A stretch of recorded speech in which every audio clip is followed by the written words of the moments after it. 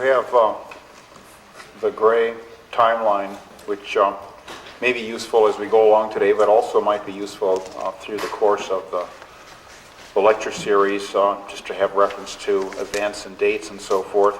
And on the back side, you've got some of the application of laws and actions that deal with promoting and protecting of the master race, and some of these we may talk about today. So I don't have an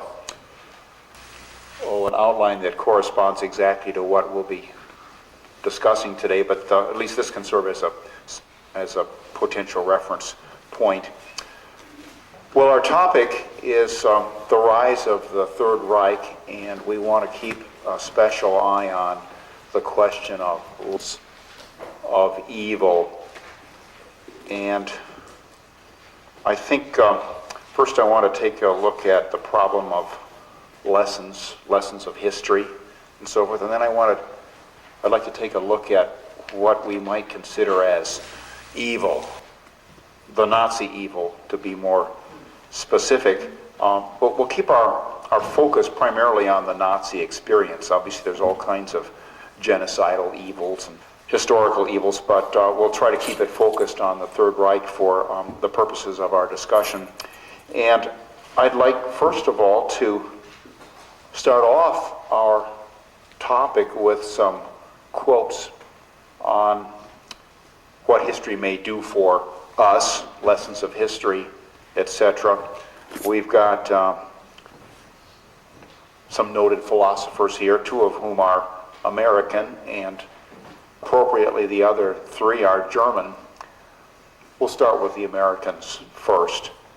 And the first quote we might ponder is that made by the American philosopher George Santayana. You've probably heard this one before. Those who forget the past are condemned to repeat the past. A kind of admonition to eternal vigilance and recollection as to what history may have for us if we don't want to experience the bad, the evil again. We certainly have to remember as a starter. Well, we have a variation on this theme, which the variation at least suggests that history never repeats itself exactly, but that it rhymes. So here we've got Mark Twain.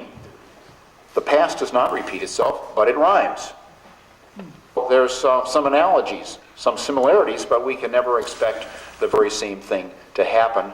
And this may serve instructive for us looking at genocides, Nazi genocide, World War II.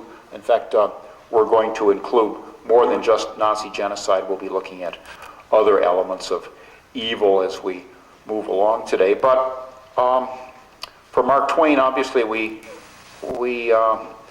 don't have to worry about the past doing its part in repeating itself, because it won't. So, but we can still keep an eye on analogies.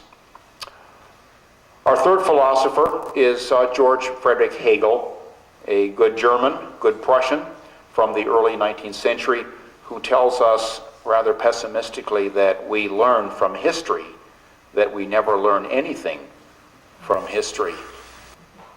And if that's really the case,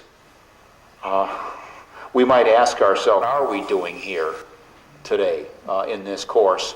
And I think for most of us, we're here not just to be entertained with narratives and kind of horror stories or what have you, but that we're here in some ways to try to prevent the past from happening one way or another, whether it repeats or it rhymes.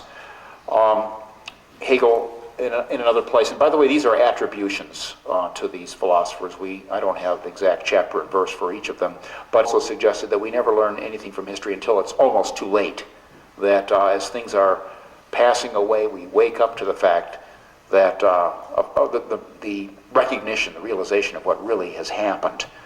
And in some ways, I suppose that's what the Third Reich experience was for a lot of people, at least a lot of the survivors. And maybe even for those who die one way or another, the recognition of what it was all about took too long. Fourthly, we have our second German, Friedrich Nietzsche, from later in the 19th century, who suggests to us that there are as many truths in history as there are pairs of eyes, which in effect tells us that there are many lessons to be learned from evil, and that many of us learn different things, or we extract from the events different lessons. And this is perhaps discouraging for some of us in that we can't agree what the lessons are, or even if there are lessons altogether, especially when we see kind of positive lessons and vibrations coming to some out there in the world from the Nazi experience. We'll go into this briefly later on, but obviously this is the relativistic view of learning the lessons of evil. And lastly, a quote from another later 19th century, early 20th century German philosopher, Wilhelm Dilthey, who says, in the language of the time, what man is, only his history tells. So if we're going to realize what we are and what our potential for good and for evil may be, only history can really tell us. We have our own experiences, but even these are personal histories. And we get a better understanding of what the human condition is capable of perpetrating and achieving. We've just got to look at the past, and that's obviously a main reason for us being here all semester long, is to try to understand what we, the human species, have been capable of doing and what we can be capable of achieving down the line and preventing. Well, these were just the teasers, thought provokers, in terms of what we can't do with the lessons of history, so to speak. At this point, I'd like to move on to looking at the question of evil, and in specific, Nazi evil. We should always keep in mind that whatever repetitiveness there's been since 1945, it can hardly compare with the scope and the depth of the Nazis during the 12 years, and especially during the World War II years of the Third Reich. This was an evil perpetrated by state power, state authority, state terrorism that spanned an entire continent. And I suppose some of us might say, well, yes, we've seen genocidal activities in North America, the encroaching frontier, and the only good Indian is an Indian, and so forth. This is certainly of continental-wide proportions, but with far less systematic qualities, with state directing and orchestrating the genocidal elements of it. And moreover, the Nazi evil occurred in many different countries. We might say, yes, all under the auspices of the Third Reich, but we have Hitler not stopping at national boundaries. And if we look at other slightly genocides or ethnic cleansings, they tend to operate within the framework of a given nation state rather than going way beyond the bounds. So we're looking really at World War II as our front line for extending the evil all the way across occupied Europe. And this alone, with its 35 million estimated deaths, not to mention wounded casualties and so forth, is far vaster than any other war, including the Asian War, in terms of numbers of death alone. And if we equate death, unasked for death, as an evil, definitely, we can just start with World War II. By itself, we can obviously include the deaths attributed to the Holocaust itself, the camp deaths, the gas chamber deaths, slave labor, of which an estimated 6 million Jews, as you know, were casualties, death casualties, shall we say, and perhaps another 6 million of other Europeans involved in the Holocaust, which was an extremely intentional type of death in that Hitler made every effort to wipe out every last Jew on the continent of Europe that he could get his hands on. We've got all the stops of medicine, science, technology drawn out to perpetrate a kind of total extermination of a people, of a perceived people at least. And so in this sense, we just don't have kind of funky genocidal activities in the streets by gung-ho gangs and so forth. We have an extremely organized machine that in the space of 4 years or so collects most of European Jewry and many, many others in its maws. And by the end of the war, by the liberation, almost all, certainly the lion's share of European Jewry has been wiped out by this genocide in full action, really, during the 4 years of World War II, from 41 to 45, half of 45. And the very systematic qualities of establishing slave labor camps and slave labor itself, and you might say transport ghettos, not just so-called organic ghettos established over time, but intentional crowded ghettos as transition points to the labor camps, to the death camps. All this is an enormous amount of evil. I think most observers would agree.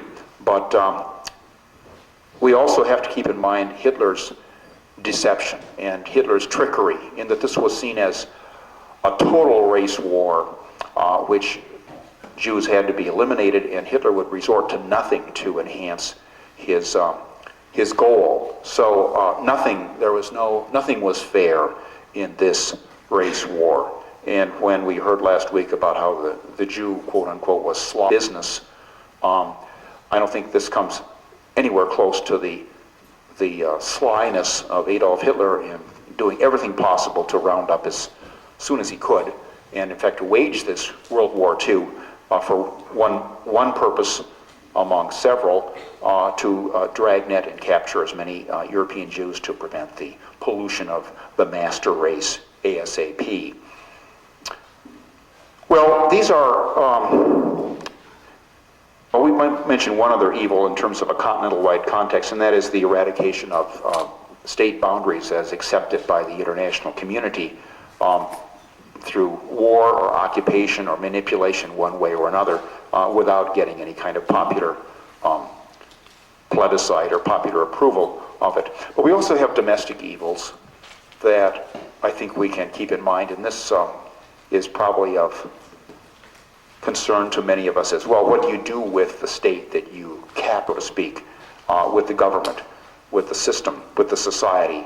And certainly Hitler very expeditiously, once he was named Chancellor of Germany in January of 1933 by President Hindenburg, he was able to convert Germany almost overnight into an authoritarian, if not a total or totalitarian state, in which the established organizations and institutions were coordinated, synchronized with the goals of the Nazi elite and with Adolf Hitler as its Führer, as its leader. So in this sense, we have a kind of transformation to ultimate state power and authority, and the willingness to wield it in terms of the ends that the leader wanted very quickly. We may have a certain amount of gradual escalation of violence and of evil, if you will. But make no doubt about it, Hitler had a keen sense of orchestration. He didn't want to move as fast as he might have moved, but he obviously had a keen sense of urgency that this race war, that this liberation of Germany from the bonds of its enemies on all sides of it, so to speak, was something that Germany had to do very quickly, or Germany would go under as a nation, and so would the so-called Aryan race. So we have basically a de-citizenizing of the 1% of the population of Germany, Jews and Gypsies for that matter, the legal apartheid, the separation of Germans and Jews, the forced expulsion of Jews to the degree that they were willing to go and leave Germany. And this was not fully successful on Hitler's part, since about half the population was still there. As of 1939 or so, we have the expropriation, bashing of shops, the Night of Glass. Kristallnacht is a good indication of this, the escalation of a kind of pogrom that is not just connived at by authorities, but is orchestrated all across a country, a nation of 60 million people, on the same day, November 10th, 1938, so that the lesson is obvious, a monstrous lesson that to be intimidated thoroughly, systematically, by shop bashing, synagogue bashing, body bashing, up and down the length and breadth of Germany. So here we see a coordination that, like so many of other of Hitler's activities, was totally unprecedented and totally unexpected. So this evil was not something that one could study or look for analogies in the past. What can we learn from this from earlier? So much of what Hitler did was for the first time. Hitler did have some models out there, but when it came to exercising violence, he was in a class of his own. So we'll be looking at the state-sponsored terrorism that is far more thoroughgoing than what we might find later on in, well, thoroughgoing and static than even places like Cambodia or Rwanda, Kosovo, Indonesia, Timor, within the last year. Some of these analogies that one might draw from where if there were lessons of Nazi evil, they were seen as positive inducements, or perhaps they were just irrelevant lessons. Other genocidal authorities said, we'll do things our own way, so it's happened before, our own axe to grind, so to speak. So I think for us the question is, who are the lessons for? And obviously for us as Americans here, these lessons are for us, one way or another. In this Holocaust series, we may even have differences of opinion on what the lessons may be. As we know, there are other Americans out there that draw different lessons from the Nazi evil, may even see good in their own perverted way. But we also have lessons that Germany has drawn from the Nazi evil, that Israel, that Jews worldwide have drawn, and the European community one way or another, not to mention to some degree the international community. So there's even with Nietzsche's idea of different pairs of eyes out there, there are certain constituencies in the world that see this as far more useful, the Nazi experience is far more useful than others have out there. In fact, some of us may be amazed at how little the Nazi experience may seem to serve as lessons for other groups out there in this country, in the world. We have a Germany that emerges after World War I in a very altered state.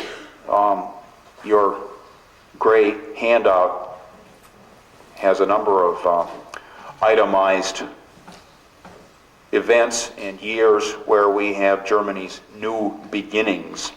And needless to say that the seedbed of the Nazi evil was not entirely there in post-World War I Germany. We extrapolate this back to Hitler's youth, his growing up in Austria, his experiences in Vienna. I had to keep this off of the outline for today for purposes of space conservation, obviously. But our purpose is not so much to look at the the genesis and the origin of the Nazi evil way back in Hitler's mind and his youth and so forth, but to look at it as it becomes institutionalized in the capacity National Socialist, German National Socialist Workers' Party, the NSDAP. And we have to keep in mind that, as many of you know, after World War I, Germany was treated as an outcast, as a loser, as labeled with the war guilt for World War I, and in the Versailles Treaty was given all kinds of restrictions and limitations that were obviously seen as humiliating by many Germans, and not just the treaty itself, but the very stopping of the war the year before, in 1918. The fact that Germany was not invaded at all. Germany had suffered greatly during World War I, but the idea that there could be some kind of an armistice followed up by a peace treaty when Germany was not even invaded was seen by some, such as Adolf Hitler, as outright treachery, that there must be individuals that were trying to betray Germany. And such, with this, we have one of Hitler's kind of propagandistic slogans, the November Criminals of 1918, which give us an idea of how Hitler was going to go about looking for scapegoats in trying to build up a sense of the evil that was perpetrated against Germany. The Nazi evil grows. We have at the top of our sheet here some of the restrictions on Germany. She was forced to lose territories east and west, not to mention colonies overseas, was forced to give reparations to Britain, and especially Belgium and France, for war damages that weren't even calculated at the time of the peace treaty, that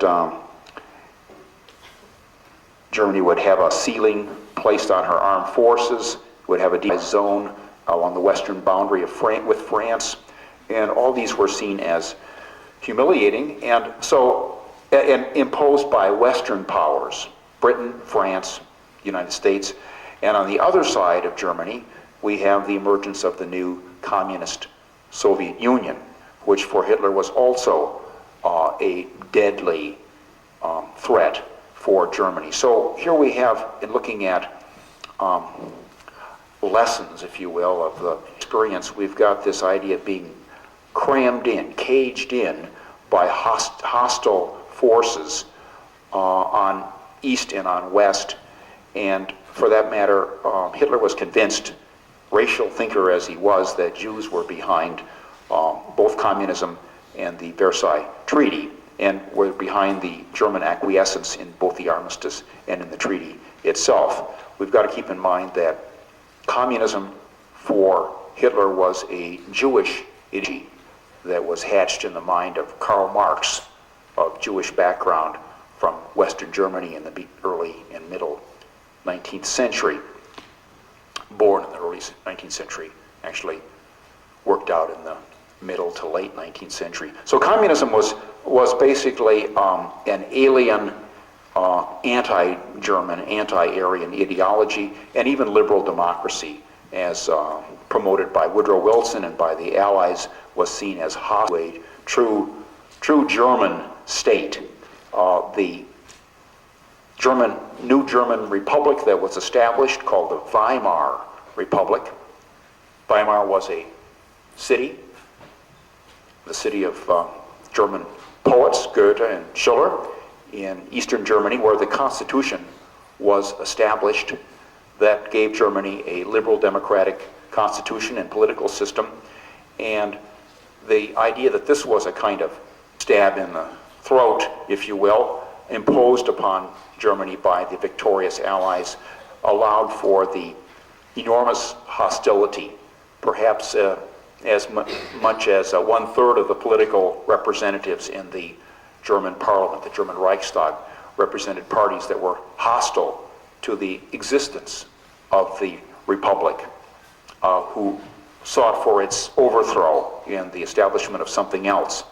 So if we're looking at this period, internationally speaking, we can see that much of what Germany has to suffer in the 1920s, the Nazi evil can attribute to outside forces, outside enemies,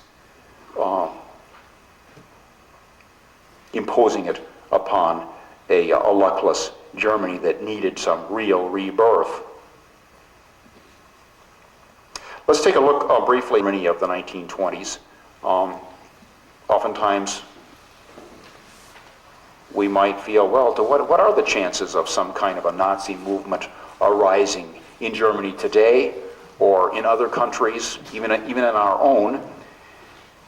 Which is a legitimate question, I think, certainly to explore the similarities and the differences. We have obviously a powerful country located in the center of Europe. This is not a Luxembourg or a Belgium or Switzerland. This is the country that brought us World War I and saw the collapse of the so-called Second Empire in 1918, the empire of the Kaiser. And we have a country 60 million strong, largely homogeneous in terms of its culture, its language, and in fact we can comment that the Jewish population, the 1% roughly in Germany, was relatively homogeneous and integrated as well. This was not Eastern Europe, where Jews still lived quite often in ghettos and shtetls and urban situations where there was, and spoke Yiddish. But in Germany, seen as one of the more modern countries of Europe, the very fact of integration, when you saw that banker family last week as a good model visually, skiing and cavorting around, dancing, having a good time, having father smoke his cigar and so forth. This, in fact, was an indication to deep-seated racists like Adolf Hitler that the peril was far closer than strange-looking Jews from the outlying provinces of an empire, such as pre-war Austria, that with an integrated Jewish population, the chances of blood mixing were far greater, intermarriage, sexual relationships, what have you, and so the danger was far more pressing in Germany than it was actually in areas where Jews were less integrated and more culturally distinct than they were in the Weimar Republic. So this in some ways lent Hitler a sense of urgency to do something about this. The anti-Semitism that, whatever there was of it in Germany, we might be able to find more of it in the south, in Bavaria, partly because Bavaria felt like it was less a part of the new Weimar Republic. Hitler saw Bavaria in the south as his realm of action, where he built up his party, perfected his propaganda, organizational techniques, and so forth. Obviously, Germany had had some history of anti-Semitism, but relative to other countries, Russia, the Austrian Empire, before the war, even after World War I, until the rise of the Nazi Party, actually, when is that? By the late 20s at least, or we might say that German anti-Semitism was not necessarily all that virulent. We will see it becoming more virulent, certainly thanks to Hitler's propaganda and so forth. But we have a Weimar Republic that also is quite representative of the many different parties. The allies and the framers of the Constitution bent over backwards to make sure that as many different political parties were represented in the parliament, in the Reichstag of the Weimar Republic. So it really was, even if imposed from the outside, a very representative multi-party government. The Nazi Party became a legal party all the way up until up until 1945 for that matter. We had universal suffrage for men and women. Women voted in Germany as of 1919. Men had voted since the mid-19th century, in the beginning of the Second Reich for that matter, universal manhood suffrage. So it was, in many ways, a liberal Weimar Republic. And of course, this was something that, a liberal, democratic, capitalistic one for that matter, something that Nazis, communists, even German nationalists as a party were opposed to. They sought a different path than the liberal democracy of Weimar, symbolically Weimar represented. And as things got better, the less ominous, the less alluring was the message of communists and Nazis. In fact, you've got years of stability and accommodation listed on your sheet here. Germany joins the League of Nations. Germany agrees to boundary changes, joins an agreement to outlaw war. All this is an indication nationalist and racial evil was at least not in the ascendancy.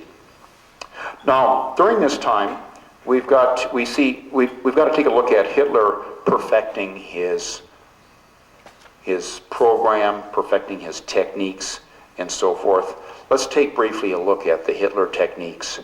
I'm not quite sure what kind of lessons you may want to draw from this, but we certainly we need to have an idea of what Hitler decided was good for his party, and for that matter, good for Germany and good for publicity. The very name of the party was not chosen by Hitler. This was the National Socialist Party, but yet Hitler did not let that stop him. He continued the name NSDAP all the way through, Nazis for short, and almost from the beginning of this special party, which would allow any non-Jew to join.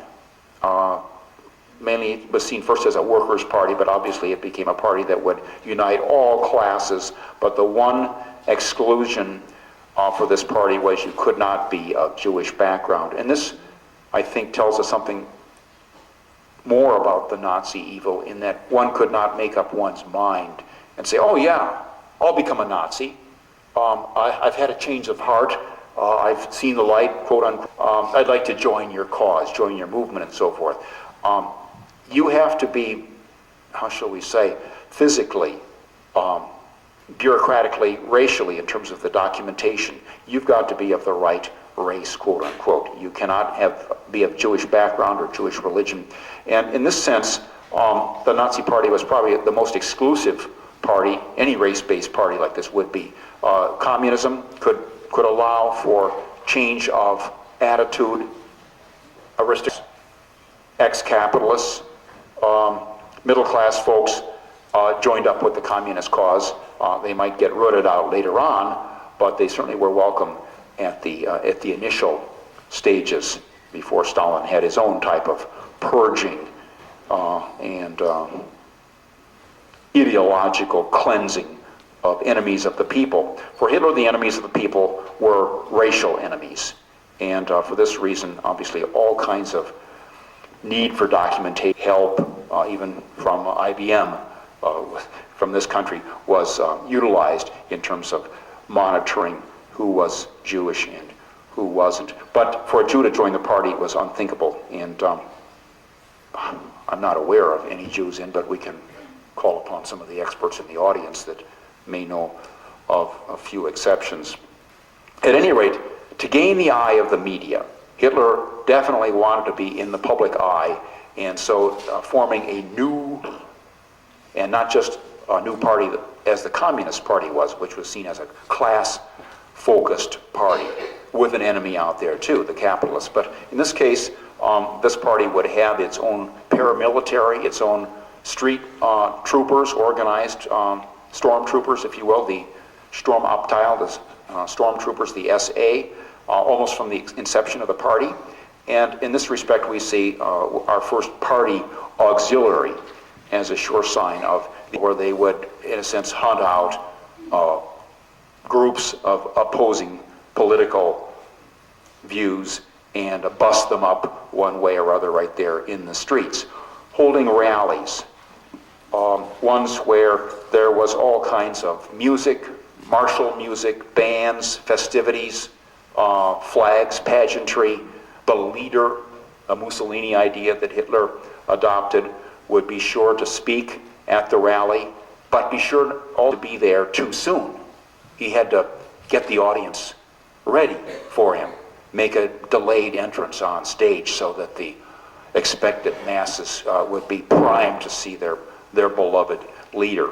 If it was going to be an indoor rally, to make sure that the meeting hall was too small and not too large. You didn't want to have a rally with empty seats. So in this sense, we get some idea of Hitler's,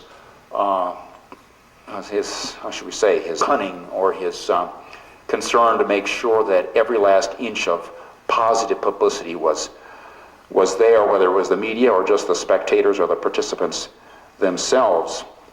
So we've got uniforms, for instance, the party symbols, the swastika, the armbands, the Iron Cross, the Hakenkreuz, which had come from a pre-Nazi past. The swastika was seen as an Aryan symbol of health and so forth. And we might say that this pageantry and these huge rallies made use of the latest technology in terms of loudspeakers, and you saw the use of the radio, which every family was expected to have its radio to hear the Führer. So Hitler was definitely on top of this. He was one of the first political leaders to fly in an airplane. The famous film, Triumph of the Will, will start out with Hitler descending from the clouds, godlike, if you will, savior-like, to his beloved masses, waiting for him with arms outstretched in medieval-looking Nuremberg.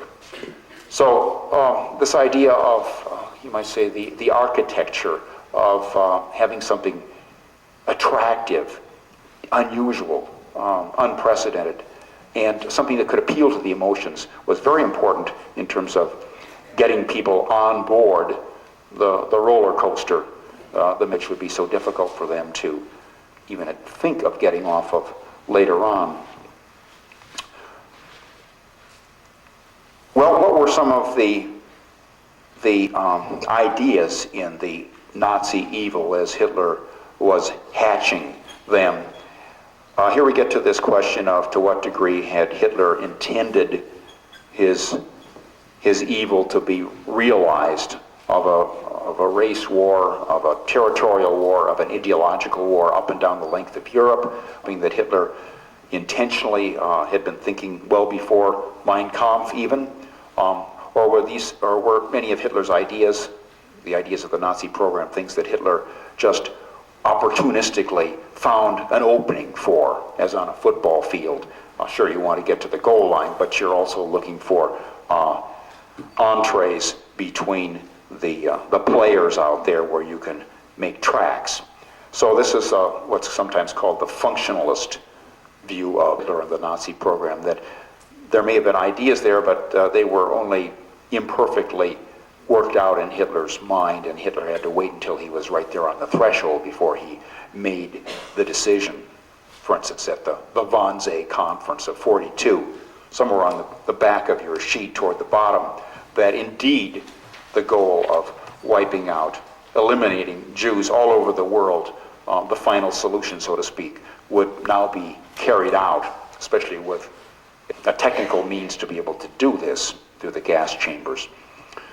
At any rate, we get to this old problem of just how far back did Hitler have a master plan, so to speak, and to what degree was some or much of it ad hoc. Well, obviously, ethnic cleansing had to be applied to Jews. There was ideological cleansing of communists. We might even say that those that were deemed as not just homosexuals, but mentally ill. We saw the daughter of the mentally ill mother last week. Racial hygiene, physical hygiene was very important. The new master race could not have, how should we say, disabled people that would contribute, at least through reproduction, to the weakness of the nation. So the idea of a strong, Aryanized Germany with eugenics applied to special breeding practices, as we saw reflected in some of the discussion last week in the movie. This was important if we're going to lift Germany up so that it can indeed become a master race. Hitler and many Germans were affected by the many casualties after World War II of wounded people on crutches, wheelchairs, whatever, and the idea that the national health was a very grim situation, and we need to build up the national health one way or another. And obviously this was one of the lessons Hitler learned from World War I. Thank you. He didn't have much of a chance to learn lessons of World War II. Thank you. Also, it's important when we talk about propaganda that Hitler was very impressed by British propaganda and posters and things like that of World War I, and he felt that the Germans did nice to meet the British in their skills at convincing the local population of British atrocities and so forth. So that was one lesson we're aware of, at least among others, that Hitler learned. Okay, so we also have the idea of Lebensraum, of living space for the master race. That not just expansion to wipe out European Jews, communists, Jehovah's and gays and whatever might be seen as ideological and physical enemies, but also to provide for new land to settle on behalf of the master race. So this was an important part of the pitch, the move toward the east, which of course was where large numbers of European Jews lived, several million in both Poland and in the USSR. But these would also become the new bread of the greater Reich, the so-called 1,000-year Reich that Hitler planned on founding, if you will. Well, he did found it, but enjoying at least after the victorious war was over. We have also, as part of the Nazi evil, I suppose, was upsetting the constitutional apple cart at home, upsetting the Versailles Treaty, lying in the face of the international community, withdrawing from the League of Nations, basically carrying out his special path is something that all good Germans should follow, and uniting, incorporating unredeemed Germans outside of 1938 Germany, or 1937 Germany, if you will. The pan-German idea of bringing in German peoples from France, Alsace-Lorraine more specifically, from Austria, from parts of Czechoslovakia, Poland, even Romania for that matter, or the Soviet Union, where there were pockets of German settlers, was an inducement for the need to liberate these people from their rulers, Slavic or otherwise. Of course, with Austria, the Austrians were self-governing, and they had been forbidden by one of the treaties at Paris in 1919 of Saint-Germain to unite with Germany. Well, this meant nothing to Hitler. Of course, Austria was largely German. A couple percent was Jewish. A lot of these Jews saw themselves as Austrian, if you will. But you have a fair number of people in Austria that welcomed Hitler in. So this was an occupation. And I suppose, too, if we're looking at the Nazi program, this includes the Sudeten Germans of Czechoslovakia that were German-speaking, scattered around Czechoslovakia, perhaps more territorial than otherwise, but Hitler demanded that Czechoslovakia cede part of its so-called German-speaking areas to the greater German Reich. This probably gave rise to one of the greatest lessons, so-called, of the Nazi experience, that the Western powers acquiesced at talks with Hitler in Munich in 1938 to allow for Hitler to gain, on grounds of national self-determination, these parts of Czechoslovakia. And certainly when people say, stand up to the aggressor, don't be an appeaser, we've got to line, no more expansion. Munich is the buzzword here, and certainly this is, I think, one of the most propagated lessons of the Hitler era that diplomats and newspaper editors and what have you are still utilized to this day. Well, so much for some aspects of the Nazi program. Obviously, the idea of driving Jews out of Germany was important, but ultimately driving them out of Europe one way or another. Even settling them in Madagascar was an idea that was briefly thought up by some of the Nazis, in vain, of course. So much for the program. Let's take a look at some of the actions, and this is on the back side of your sheet here. As a preliminary to many of the that you've got itemized on the timeline toward improving the master race, we have to get some idea of how Hitler gained the power to be able to do this. And when in the middle of the Depression, Hitler was able to gain 44% of the votes to the parliament, the Reichstag, Hitler was now in a position where he was able to demand of the president that he be appointed the Chancellor of Germany. This was, at this point, the largest number of votes of any of the parties in Germany.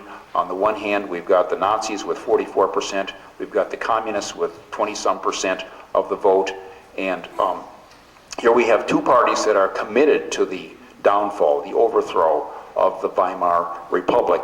And for Hitler to, in effect, gain the powers that he wanted to be able to carry out as unimpededly as possible his program, he had that there was a dire emergency inside the country, not just outside.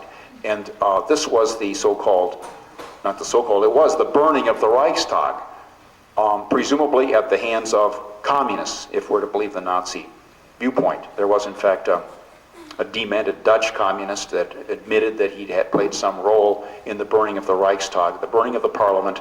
But with this, Hitler was able to proclaim a state of emergency and begin a Red Scare, crushing opposition as a starter, and gain the powers from other parties, favorable parties.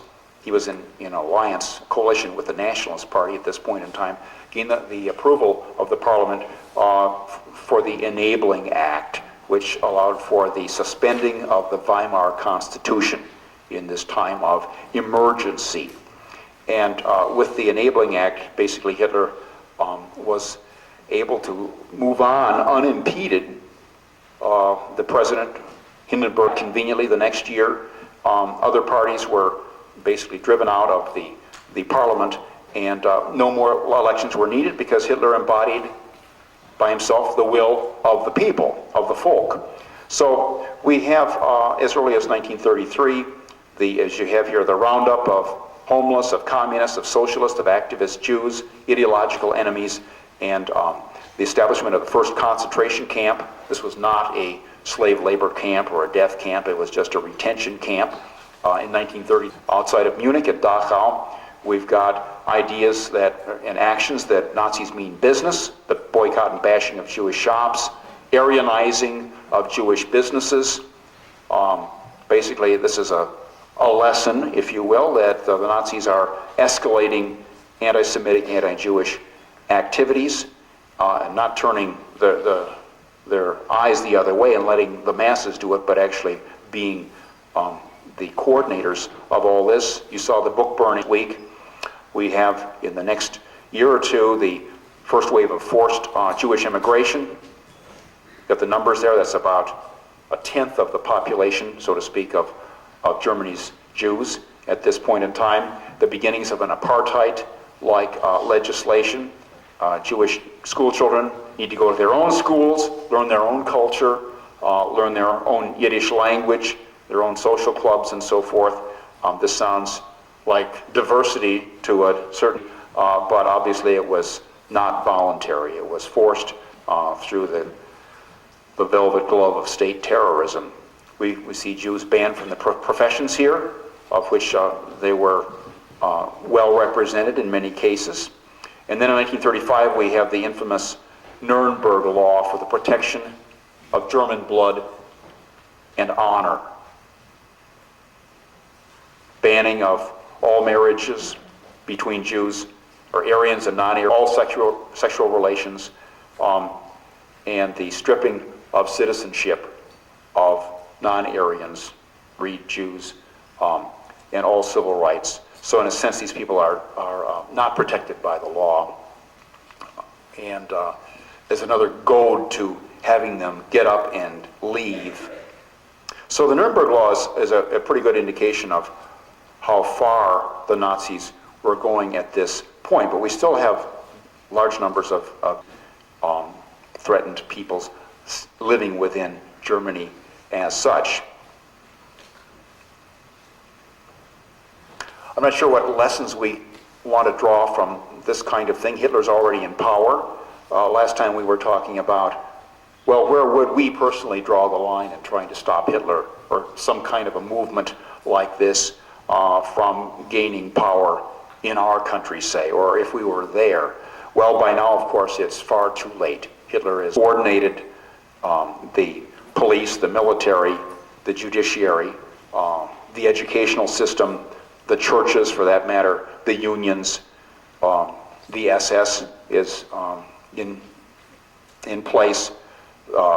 Basically, all establishments of power and coercion are behind Hitler, and it's just a matter of how far Hitler wants to go, and for that matter, too, if the West wants to draw the line in terms of keeping Hitler inside Germany. And as we saw by 1938, in March of 38, Hitler has annexed Austria, supposedly by acclaim. The Austrian Nazis greet jubilantly the liberation of Austria and the destruction of the Versailles Treaty system, in the sense that Austria was now united into a greater German Reich. Well, this idea of annexationist, what should we say? I'm not sure we could call this racism as such, but here we see Hitler on a territorial roll, and it's only the beginning of this. Would the West want to stop Hitler at Munich, stop him from going into Czechoslovakia after the Sudeten Germans? And we know at this conference that basically the idea of keeping the peace, this was the lesson learned by Chamberlain. We want to have peace in our time, and Herr Hitler will system of his ways, he will be satisfied with the Sudeten Germans, and he'll move on to continue to build up the economy in Germany, and Germany will be happy, hopefully, ever after. Well, it was only next year that Poland is invaded and World War II begins.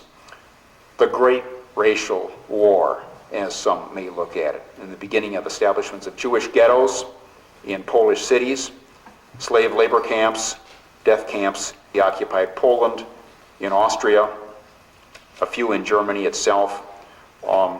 We've got, here we have under 1939, the euthanasia program. These are all acknowledged events.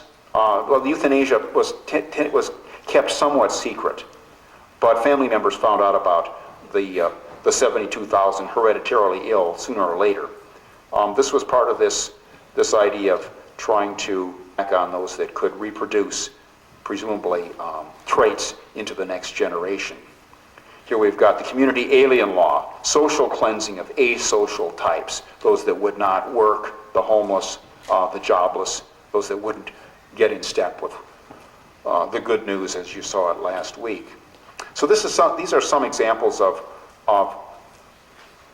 what the Nazi dictatorship implemented, and I suppose lessons as to how it would go in peacetime, at least, toward ethnic, racial cleansing.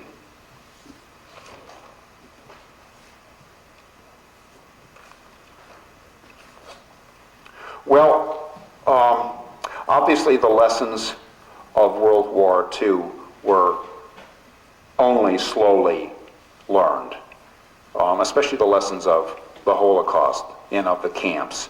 Painfully slowly did Western powers, the interested powers, by the way, the Soviets could have cared less about the camps. the realization that these things were for real was actually too much for a number of people, even American Jews, some of them at least, to believe the extent, the horror, the magnitude of the death camps, correlated in many ways with the extent and the horror of World War II on all four fronts of Europe. At any rate, we have these lessons with the end of the war, with the need to occupy Germany, the need to advance to Berlin, to make sure that Hitler was dead, so that the Nazi evil was liquidated once and for all. The denazification policies in Germany, divided Germany, East and West, to keep ex-Nazis out of politics, out of civil life, one way or another. Establish the war crimes trials to punish, bring to justice those accused of crimes against humanity and world peace. So we have, as a kind of early lesson of World War II, the International Tribunal, this time established at Nuremberg, and it's still on there, operating in The Hague, waiting for Bosnian war criminals to emerge one way or another. The idea that somehow the victors, or at least the international community, had an obligation to punish war criminals, successful or not, whatever degree successful, in the late 1940s at Nuremberg, or ever since, this has been a major lesson. We have the lesson of the Versailles Conference, that you can't stick a nation with reparations and expect it healthy after a war, such as after World War I. So we have the Marshall Plan and the idea of occupying Germany with Allied forces to make sure that the defeat is so total that we wouldn't find another Hitler emerge out of the ashes. And as we know, it was, 45 years before Germany once again reunited, a smaller Germany, a somewhat more Germany, and in fact a Germany, especially West Germany, that recognized, that did not go into denial, at least governmentally speaking, about the Holocaust, that was willing at least to make compensation to Israel, to many Jews. If we compare West Germany's behavior with Turkey's behavior vis-a-vis the Armenians, Turkey's still in denial. And this was the Ottoman Empire under which the Armenians were killed. Not even the Republic of, although there's some connection between the Young Turks and today's government that still denies this ethnic cleansing or genocide, if you will, of Armenians. So the West German government, one way or another, has been more upfront than Japanese, with the rape of Nanking and some of the atrocities in China, if you will. We have the founding of Israel as a major lesson of evil, that European Jews, they said, never again. We must have our own independent state where we can use as a bulwark to prevent anything closely analogous to what had happened before. And so within 2 years or so after World War II, the state of Israel emerges. Obviously, the idea of tracking down Nazis. If the Nuremberg war crimes trials didn't get them, who was going to do it? And so we have people like Simon Wiesenthal and other Nazi hunters that had been on track of Nazis. Latest revelation, German Nazis or Nazi sympathizers from occupied Europe that have been finding refuge in Australia and hunting them down, finding out who they are, bringing them to justice as part of the lessons of Nazi evil still being implemented.